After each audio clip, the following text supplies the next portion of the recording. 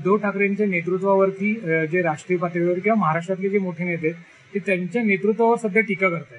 तर तुम्ही साधारणपणे 2004 किंवा त्याच्या आधीपासून शिवसैनिक आहात, तर तुम्ही उद्धव ठाकरेंच्या नेतृत्वाकडे कसं बघता?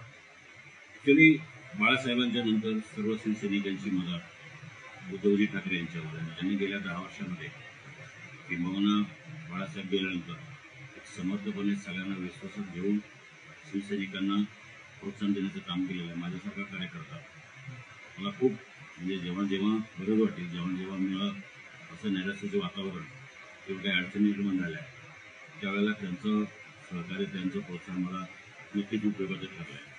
सगळ्या शिवसैनिकांच्या मनामध्ये ही भावना आहे की उद्धवजींचं नेतृत्व हे पक्षाला खूप चांगलं आहे.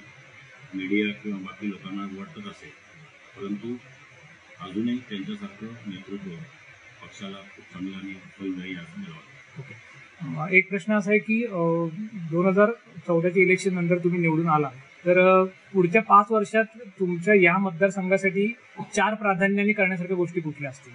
एकतर ग्रामीण भागासाठी सुसज्ज ससूनसारखं किंवा KM हॉस्पिटलसारखं रुग्णालय हे माझ्या दृष्टीनं अतिशय महत्त्वाचं आहे.